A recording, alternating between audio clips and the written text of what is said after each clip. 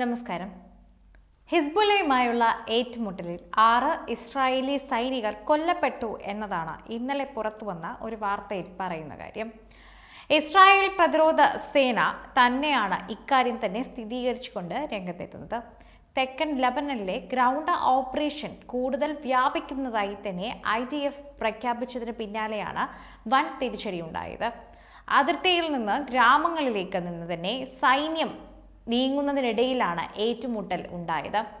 Golani ബ്രിഗേഡിന്റെ 51-ാം ബറ്റാലിയന്റെ അംഗങ്ങളായ 19, 20, 21, 22 വയസ്സ് പ്രായമുള്ള സൈനികരാണ് കൊല്ലപ്പെട്ടതെന്നാണ് വിവരത്തിൽ പറയുന്നത്.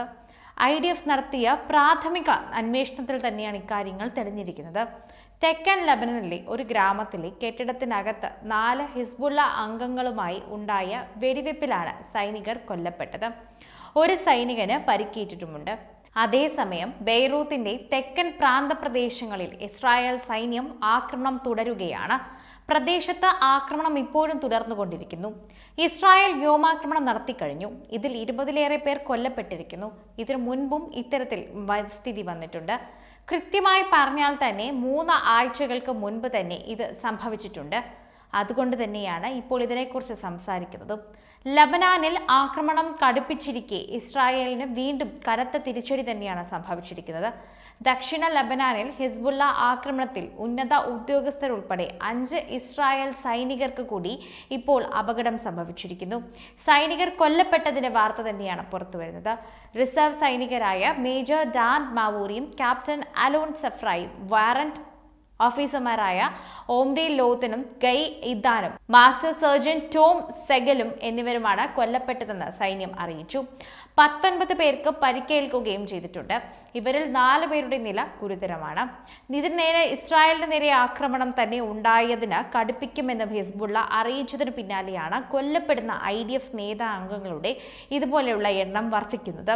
ദക്ഷിണ ലബനാനിലെ 8-ാം ആംഡ് ബ്രിഗേഡിൻ 89-ാം ബറ്റാലിയൻ അംഗങ്ങളായിരുന്നു ഈ കൊല്ലപ്പെട്ട 5 സൈനികരും. ഡെപ്യൂട്ടി ബറ്റാലിയൻ കമാൻഡറായിരുന്നു മാവോറി. വ്യാഴാഴ്ച തെക്കൻ ലബനാൻ ഗ്രാമത്തിലെ ഒരു കെട്ടിടത്തിൽ ഹിസ്ബുള്ള വിക്ഷേപിച്ച റോക്കറ്റ് ആക്രമണത്തിനാലാണ് ഇത് കൊല്ലപ്പെട്ടതെന്ന് IDF അറിയിച്ചിട്ടുണ്ട്.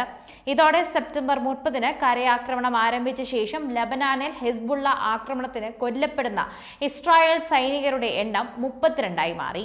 കഴിഞ്ഞ ആഴ്ച 5 ഇസ്രായേൽ സൈനികർ ഹിസ്ബുള്ള ആക്രമണത്തിൽ കൊല്ലപ്പെട്ടിട്ടുണ്ട്. ഗോലാനി ബ്രിഗേഡിന്റെ സൈനികരാണ് കൊല്ലപ്പെട്ടതെന്ന് തന്നെയാണ് ഇസ്രായേൽ അറിയിച്ചിരിക്കുന്നത്. Major Ofek Bachar, captain Elad Siman, squad leader എൻ യാഷിഫ്, ഐറ്റൻ വിഡൈൻ, സ്റ്റാഫ് സർജൻ യാക്കോബ് ഹിലേൽ, യഹൂദാഗ് ദ്രോഹർ യഹാലോലം എന്നിവരാണ് കൊല്ലപ്പെട്ടത്. ആക്രമണത്തിൽ മറ്റൊരു ഓഫീസർക്കും 2 സൈനികർക്കും കൂടി ഗുരുതരമായി പരിക്കേൽക്കുകയും ചെയ്തിട്ടുണ്ട്. ഗസയിൽ ആക്രമണം തുടരുന്നതിനിടെ കഴിഞ്ഞ മാസം 30-ലേറെ പേരുടെ നേരിൽ തന്നെ മരണത്തിനിടയാക്കിയ കാരണങ്ങളും പേജർ വാക്കി ടോക്കി സ്ഫോടനത്തിലൂടെയാണ് ഇസ്രായേൽ ലബനാനിലും ആക്രമണം ആരംഭിക്കുന്നത്. ഇതിന് മറുപടി എന്നോണം തന്നെ ഹിസ്ബുള്ള മിസൈൽ ആക്രമണം നടത്തുകയും പിന്നാലെ ഇസ്രായേൽ ലബനാനിലേക്ക് തന്നെ വ്യോമാക്രമണവും കരയാക്രമണവും ശക്തമാക്കുകയുമായിരുന്നു. ഇസ്രായേൽ ആക്രമണത്തിൽ 1000-ഓളം പേരാണ് ലബനാനിൽ കൊല്ലപ്പെട്ടത്. 5000-ലേറെ പേർക്ക് പരിക്കേൽക്കുകയും ചെയ്തിട്ടുണ്ട്. ഒക്ടോബർ 7-ന് ശേഷം ഗസയിലും ലബനാനിലുമായി തന്നെ കൊല്ലപ്പെട്ട ഇസ്രായേൽ സൈനികരുടെ എണ്ണം 800-ന് അടുത്തായി. അതുപോലെ തന്നെ ഇവരിൽ 6 കേണൽമാരും 10 ലഫ്റ്റനന്റ് കേണൽമാരും നിരവധി മേജർമാരും ഉൾപ്പെടുന്നു.